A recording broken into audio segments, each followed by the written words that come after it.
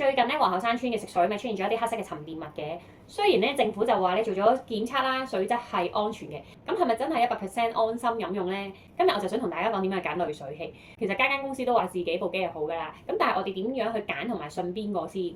首先咧，香港嘅食水咧都唔係今時今日先出問題啦，之前已經有報道講過話東江水嗰度啊揾到一啲死老鼠啊、廢毒料啊、避孕套啊呢啲啦。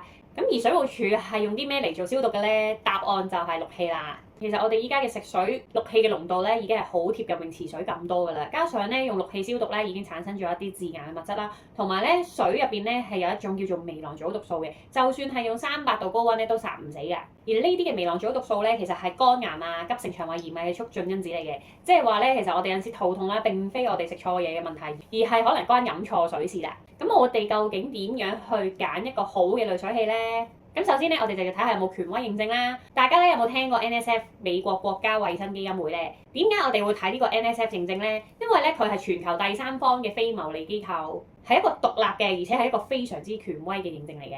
首先咧，非牟利已經係非常之重要啦。點解咧？因為就算你有錢都買唔到佢張證書啦，或者佢個權威翻嚟嘅。而 NSF 咧都係世衛指定嘅飲水顧問啦，係全世界最客觀嘅證濾機構嚟嘅。講緊係好多國家啦，都係以 NSF 係做一個標準嘅，所以咧佢係最權威嘅飲水認證。咁另外咧就唔係淨係齋睇 NSF 就一定係安心嘅。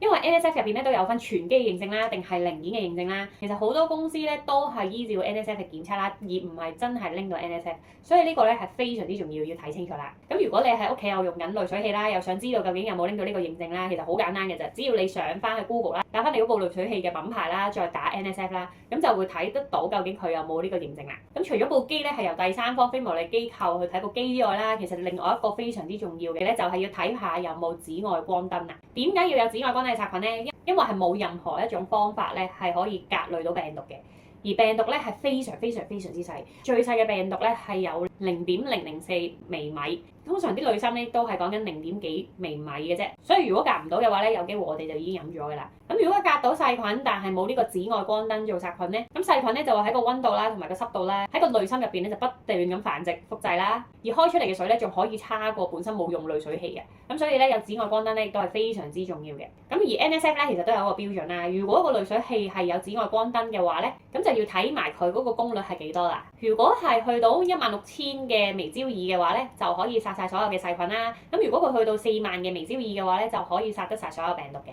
如果你哋真係要買濾水器嘅話，就記得咧要有 NSF 嘅認證啦，同埋要有紫外光燈啊。咁如果大家都想知有咩品牌好嘅話咧，咁你就可以留意翻我 IG 呢個 post 啊。